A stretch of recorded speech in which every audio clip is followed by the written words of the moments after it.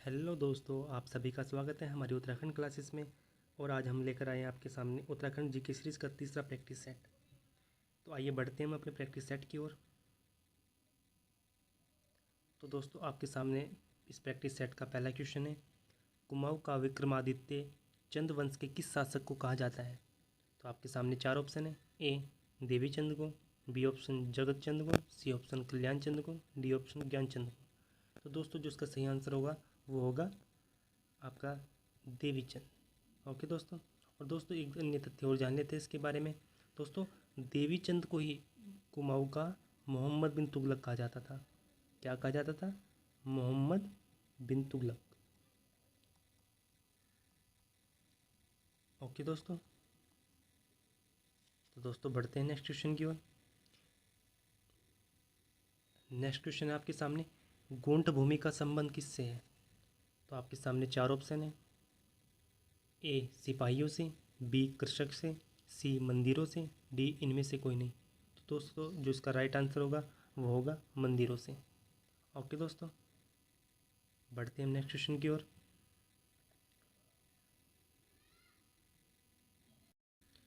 Next question दिया है, medical सूर्य मंदिर उत्तराखंड के किस स्थान पर स्थित है। तो आपके सामने चार ऑप्शन है। ए बाड़ाहाट, बी डीडीहाट, सी तपोवन, डी गोपेश्वर। तो दोस्तों जो इसका राइट आंसर होगा वो होगा डीडीहाट। ओके दोस्तों, बढ़ते हैं हम नेक्स्ट क्वेश्चन की ओर। नेक्स्ट क्वेश्चन हमारे सामने दिया है कि श्याम शाह के काल में किस शासक ने केशवराय मठ का निर्माण कराया था। तो आपके सामने चार ऑप्शन है। ए महीपति शाह, बी मान शाह, सी मानवेंद्र शाह, डी बलभद्र शाह। तो राइट आंसर इसका होगा दोस्तों ए महीपति शाह। ओके दोस्तों, और उसके बारे में हम अन्य जानकारी देख लेते हैं। महीपति शाह के बारे में कुछ अन्य तथ्य भी है दोस्तों। दोस्तों इसे गर्भभंजन की उपाधि दी जाती है। किसको? महीपति शाह को गर्भ भंजन किसको दी जाती है? महीपति शाह को। साथ ही आप दोस्तों रानी कर्णावती के बारे में सुना होगा। तो दोस्तों रानी कर्णावती जो इन्हीं की पत्नी थी, इसकी महीपति शाह की। और इन्होंने क्या किया था, इन्होंने मुगल जो सेना थी उनकी नाक कटवा दी थी, इसीलिए इनको कर्णावती नाम से या नाक कटी रानी नाम से जाना जाता है। साथ ही दोस्तों इन्होंने देहरादून में कर्णपुर शहर की स्थापना की थी। ओके दोस्तों, कर्णपुर शहर की स्थापना की थी। ओके दोस्तों, तो बढ़ते हैं हम नेक्स्ट क्वेश्चन की ओर।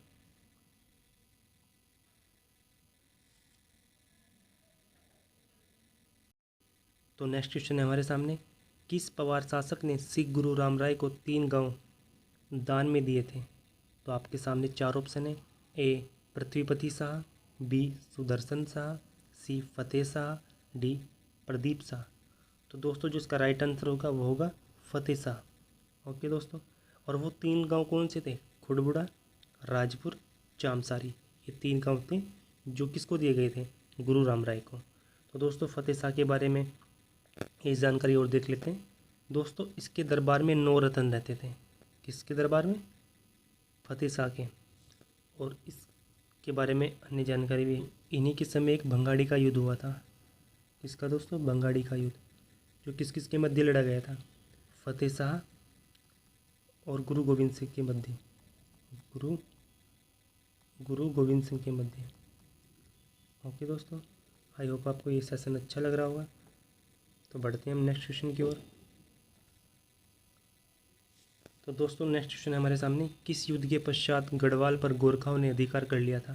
तो आपके सामने चार ऑप्शन है। ए खुड़बुड़ा का युद्ध, बी हवाला बाग का युद्ध, सी नाला पानी का युद्ध, डी लंगूरगढ़ का युद्ध। तो दोस्तों इसका जो राइट आंसर होगा वो होगा खुड़बुड़ा का युद्ध। तो दोस्तों खुड़बुड़ा का जो युद्ध हुआ था वो 14 मई 1804 में हुआ था। कब हुआ था? 1804 में। और इस युद्ध में क्या हो जाता है दोस्तों? परदुमन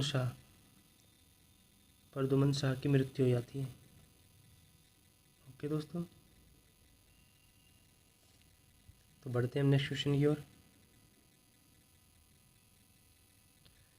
नेक्स्ट क्वेश्चन हमारे सामने दिया है कि अंग्रेजों व गोरखाओं के मध्य संगोली की संधि कब हुई थी। तो आपके सामने चार ऑप्शन है। ए 4 मार्च 1817 में, बी 4 मई 1816 में, सी 4 मार्च 1816 में, या डी 4 मई 1817 में? तो दोस्तों जो इसका राइट आंसर होगा वो होगा 4 मार्च 1816। ओके दोस्तों, तो बढ़ते हैं हम नेक्स्ट क्वेश्चन की ओर। नेक्स्ट क्वेश्चन हमारे सामने दिया है कि 1902 में स्वामी रामतीर्थ का आगमन किस शासक के काल में हुआ? तो आपके सामने चार ऑप्शन है। ए सुदर्शन शाह, बी नरेंद्र शाह, सी मानवेंद्र शाह, डी कीर्ति शाह। तो दोस्तों जो इसका राइट आंसर होगा वो होगा कीर्ति शाह। ओके दोस्तों, साथ ही हम जान लेते हैं दोस्तों जो ये कीर्ति शाह था ये टिहरी रियासत में 4th नंबर का शासक था। ओके दोस्तों, जबकि टिहरी रियासत का संस्थापक कौन था? सुदर्शन शाह। साथ ही दोस्तों इसने एक कीर्ति नगर की स्थापना की थी। जिसकी दोस्तों कीर्ति नगर की स्थापना की थी। साथ ही इसने बैंक ऑफ गढ़वाल की स्थापना की थी। किसने की थी? ये भी कीर्ति शाह ने की थी। साथ ही इसने टिहरी नगर पालिका की स्थापना की थी। टिहरी नगर पालिका किसने की थी? कीर्ति शाह ने। ओके दोस्तों, बढ़ते हम नेक्स्ट क्वेश्चन की ओर। तो दोस्तों नेक्स्ट क्वेश्चन आपके सामने, ऊपरी गंगा नहर का निर्माण किस ब्रिटिश अधिकारी के काल में हुआ था? तो आपके सामने चार ऑप्शन है। ए थॉमस लूसिंगटन, बी रैमजे, सी ट्रेल, डी हेलिन बेटन। तो दोस्तों जिसका राइट आंसर होगा वो होगा थॉमस लूसिंगटन। ओके दोस्तों, साथ ही दोस्तों इसी के समय, किसके समय? थॉमस लूसिंगटन के समय पौड़ी की स्थापना हुई थी। पौड़ी नगर की स्थापना। ओके दोस्तों, और बाद में इसको गढ़वाल का, इसका सॉरी दोस्तों ब्रिटिश गढ़वाल का मुख्यालय बनाया गया। मुख्यालय। ओके दोस्तों, बढ़ते हम नेक्स्ट क्वेश्चन की ओर। नेक्स्ट क्वेश्चन हमारे सामने दिया है कि गढ़वाल यूनियन नामक संगठन का निर्माण किस स्थान पर किया गया था? तो आपके सामने चार ऑप्शन दिए हैं। ए अल्मोड़ा, बी नैनीताल, सी देहरादून, डी उधम सिंह नगर। तो दोस्तों जो स्थापना की गई थी वो की गई थी देहरादून में। कहाँ पर दोस्तों? देहरादून में। और ये कब की गई थी? ये की गई थी दोस्तों 1901 में। ओके, और इसके संस्थापक कौन थे? वो थे तारादत्त गैरोला। तारादत्त गैरोला। ओके दोस्तों, बढ़ते हैं हम नेक्स्ट क्वेश्चन की ओर। नेक्स्ट क्वेश्चन हमारे सामने कि 23 अप्रैल 1930 को घटित पेशावर कांड के नायक किसे कहा जाता है? तो आपके सामने चार ऑप्शन है। ए मोलाराम, बी वीरचंद्र सिंह गढ़वाली, सी कालू मेहरा, और डी हरगोविंद पंत। तो दोस्तों जिसका राइट आंसर होगा वो होगा वीरचंद्र सिंह गढ़वाली। ओके दोस्तों, तो इसके बारे में अन्य तथ्य भी जान लेते हैं। दरअसल जो ये पेशावर कांड का नायक कहा जाता है दोस्तों इनको, वीरचंद्र सिंह गढ़वाली को, दरअसल इन्होंने जो अफ़गान सैनिक थे उन पर गोली चलाने से इनकार कर दिया था। और गोली चलाने का आदेश किसने दिया था? तो ये अंग्रेज़ों ने दिया था, और इन्होंने गोली चलाने से इनकार कर दिया। ओके दोस्तों, बढ़ते हैं हम नेक्स्ट क्वेश्चन की ओर। तो आपके सामने नेक्स्ट क्वेश्चन है कि गढ़वाल का बारदोली किस स्थान को कहा जाता है? तो आपके सामने चार ऑप्शन है। ए सल्ट, बी मुंशियारी, सी काशीपुर, डी गुजड़ू। तो दोस्तों जो इसका राइट आंसर होगा वो होगा गुजड़ू, यानी डी आंसर। ओके दोस्तों, साथ ही दोस्तों आपको ये भी जान लेते हैं कि कुमाऊं का बारदोली किसको कहा जाता है? तो दोस्तों जो कुमाऊं का बारदोली कहा जाता है वो कहा जाता है सल्ट को। किसको दोस्तों? सल्ट। ओके दोस्तों, तो बढ़ते हैं हम नेक्स्ट क्वेश्चन की ओर। नेक्स्ट क्वेश्चन आपके सामने, 1938 में किसने गणदेश सेवा संघ की स्थापना की थी? तो आपके सामने चार ऑप्शन है। ए बद्रीदत्त पांडे, बी श्रीदेव सुमन, सी कालू मेहरा, डी मोहन सिंह मेहता।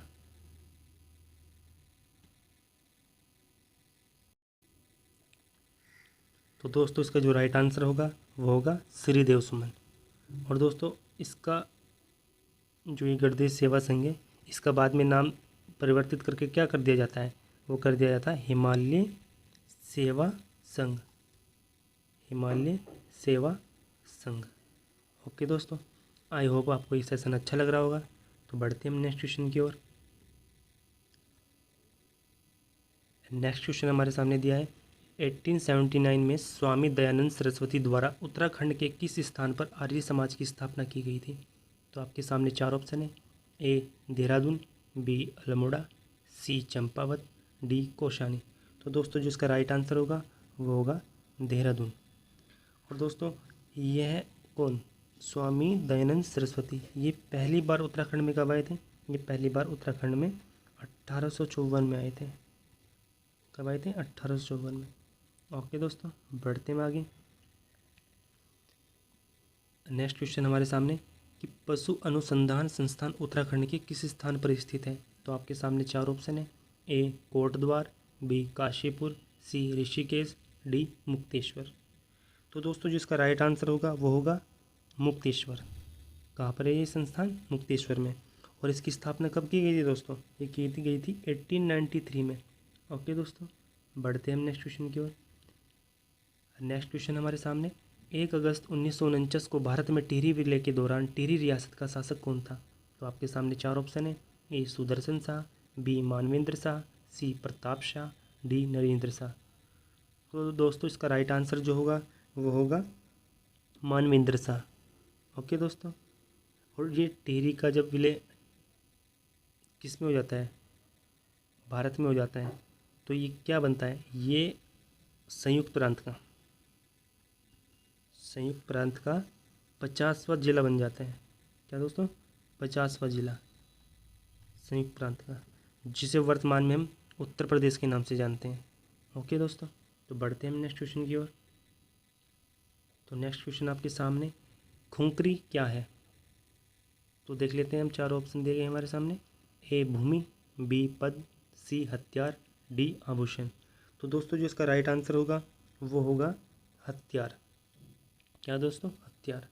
दोस्तों आपने देखा होगा कि इस तरह के बहुत सारे वर्ड एग्जामों में पूछे जाते हैं, तो इसलिए हम आपके लिए हर प्रैक्टिस सीरीज में प्रयास करेंगे कुछ ऐसे वर्ड लाए जाएं जो आपको आने वाले एग्ज़ाम में आपकी हेल्प कर सकें। ओके दोस्तों, बढ़ते हैं नेक्स्ट क्वेश्चन की ओर। नेक्स्ट क्वेश्चन हमारे सामने दिया है कि सुलेमान सिक्को पवार वंश के किस शासक के दरबार में आया था। तो दोस्तों जो इसका राइट आंसर होगा वो पढ़ लेते हैं एक बार। ए प्रताप शाह, बी फतेह शाह, सी महीपति शाह, डी पृथ्वीपति शाह। तो दोस्तों इसका जो राइट आंसर है वो है पृथ्वीपति शाह। क्या दोस्तों, पृथ्वीपति शाह। तो बढ़ते हैं हम आगे। नेक्स्ट क्वेश्चन हमारे सामने दिया है मानवोदय काव्य की रचना किसके द्वारा की गई थी। तो आपके सामने चार ऑप्शन है। ए भरत कवि, बी देवराज, सी मोलाराम, डी इनमें से कोई नहीं। तो दोस्तों जिसका राइट आंसर होगा वो राइट आंसर होगा भरत कवि। क्या होगा दोस्तों, भरत कवि। बढ़ते हैं नेक्स्ट क्वेश्चन की ओर। नेक्स्ट क्वेश्चन हमारे सामने दिया है कि किस राजवंश के काल को वास्तुकला व मूर्तिकला के क्षेत्र में उत्तराखंड का स्वर्ण काल कहा जाता है। तो दोस्तों आपके सामने चार ऑप्शन है। ए कत्यूरी राजवंश, बी पवार वंश, सी कुनिंद वंश, डी चंद वंश। तो जो इसका राइट आंसर होगा दोस्तों क्या होगा, वो होगा कत्यूरी राजवंश। क्या दोस्तों, कत्यूरी राजवंश। और दोस्तों कत्यूरी राजवंश का जो संस्थापक था उसका नाम है बसंत देव। क्या दोस्तों, बसंत देव। ओके दोस्तों, बढ़ते हैं हम नेक्स्ट क्वेश्चन की ओर।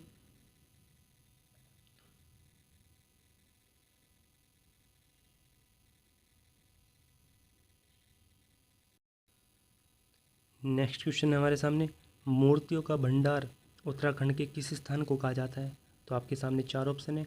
ए लाखा मंडल, बी गोविशान, सी जोशीमठ, डी काशीपुर। तो दोस्तों जिसका राइट आंसर होगा वो होगा लाखा मंडल। ओके दोस्तों, और आपको हम लाखा मंडल के बारे में अन्य जानकारी भी दे देते हैं। दरअसल दोस्तों जो इसकी खोज की थी लाखा मंडल की, वो किसने की थी, वो की थी जॉर्ज व्यूबर। किसने दोस्तों, जॉर्ज व्यूबर ने। साथ ही दोस्तों यहाँ पर लाखा मंडल में एक शिलालेख पाया गया है जिसे बोला जाता है लाखा मंडल का शिलालेख। और दोस्तों ये किसका है, ये राजकुमारी है एक, जिनका नाम है राजकुमारी ईश्वरा। ये शिलालेख उनका है। ओके दोस्तों, साथ ही ये लाखा मंडल जो स्थान है ये कहाँ पर है, ये यमुना नदी के किनारे पर स्थित है। यमुना नदी के किनारे स्थित है। ओके दोस्तों, तो बढ़ते हैं हम नेक्स्ट क्वेश्चन की ओर। नेक्स्ट क्वेश्चन है हमारे सामने डॉक्टर शिव प्रसाद डबराल का संबंध उत्तराखंड की किस जनजाति से है? तो दोस्तों आपके सामने चार ऑप्शन है। ए राजी जनजाति, बी थारू जनजाति, सी कोल जनजाति, डी भोटिया जनजाति। तो दोस्तों जिसका राइट आंसर होगा वो क्या होगा? वो होगा कोल जनजाति। साथ ही दोस्तों इस कोल जनजाति को हम मुंड नाम से भी जानते हैं, यानी मुंड जनजाति के नाम से भी जान जाते हैं। ओके दोस्तों, तो बढ़ते हैं नेक्स्ट क्वेश्चन की ओर। दोस्तों नेक्स्ट क्वेश्चन हमारे सामने दिया है कि जाखन देवी मंदिर कहाँ स्थित है? आपके सामने चार ऑप्शन है। ए अल्मोड़ा, बी रुद्रप्रयाग, सी टिहरी, डी पौड़ी। तो दोस्तों जो इसका राइट आंसर होगा वो क्या होगा? वो होगा अल्मोड़ा। क्या दोस्तों? अल्मोड़ा। और कहा जाता है कि जो जाखन देवी मंदिर है इसका संबंध है यक्ष जनजाति से। जिससे दोस्तों? यक्ष जनजाति से माना जाता है। ओके दोस्तों, तो हम बढ़ते हैं नेक्स्ट क्वेश्चन की ओर। तो नेक्स्ट क्वेश्चन हमारे सामने दिया है कि किस जनजाति के समय उत्तराखंड में बौद्ध मत का अधिक प्रसारण हुआ? तो आपके सामने चार ऑप्शन है। ए किन्नर जनजाति, बी किरात जनजाति, सी खस जनजाति और डी गंधर्व जनजाति।